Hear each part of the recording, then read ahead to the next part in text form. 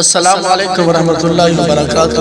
ہماری آج کی کہانی بہت ہی خوبصورت اور کمال کی ہے۔ کہانی کا نام ہے اچھے اعمال کا اثر۔ ایک چھوٹے سے گاؤں میں حسن نام کا ایک نوجوان رہتا تھا۔ وہ بہت نیک دل اور محنتی انسان تھا۔ حسن ہمیشہ دوسروں کی مدد کرنے میں خوشی محسوس کرتا تھا، چاہے وہ کوئی غریب ہو، بیمار ہو یا کوئی مشکل میں ہو۔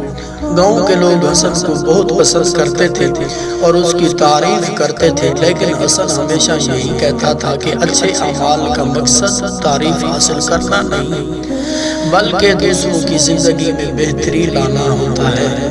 ایک دن حسن کے گاؤں میں ایک بہت بڑی خوشحالی آ گئی۔ پانی کی قلت کی وجہ سے کھیت سوکھنے لگے اور لوگوں کو پینے کے لیے بھی مشکل سے پانی مل رہا تھا۔ گاؤں کے لوگ بہت پریشان تھے اور کوئی حل نظر نہیں آ رہا تھا۔ حسن نے اپنی محنت اور نیک نیتی سے ایک کنواں کھودنے کا فیصلہ کیا تاکہ گاؤں والوں کے لیے پانی فراہم کیا جا سکے۔ بہت سے لوگوں نے کہا کہ یہ کام مشکل ہے اور اکیلے شخص کے بس کی بات نہیں، لیکن حسن نے ہمت نہیں ہاری اور کام شروع کر دیا۔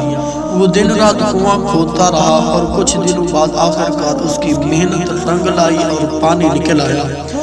گاؤں کے لوگ حیران ہو گئے اور خوشی سے جھومنے لگے۔ سب نے حسن کی تعریف کی اور کہا کہ اس کی نیک عمل نے پورے گاؤں کی زندگی بچا دی۔ حسن نے مسکرا کر کہا، یہ صرف میرے اعمال کا اثر نہیں بلکہ ہم سب کی دعاؤں اور اللہ تعالیٰ کا کرم ہے جو اس کنویں سے پانی آیا۔ اس کنویں نے گاؤں کی مشکلات کو دور کر دیا اور لوگوں کی زندگی دوبارہ خوشحال ہو گئی۔ حسن کا یہ عمل لوگوں کے دلوں میں ہمیشہ لیے ایک مثال بن گیا۔ اس سے ہمیں اخلاقی سبق یہ ملتا ہے، اس کہانی سے ہمیں یہ سبق ملتا ہے کہ اچھے اعمال کا اثر کبھی ضائع نہیں ہوتا۔ چاہے حالات کتنی بھی مشکل ہوں، نیک نیتی اور محنت سے ہم دوسروں کی زندگی میں مثبت تبدیلی لا سکتے ہیں۔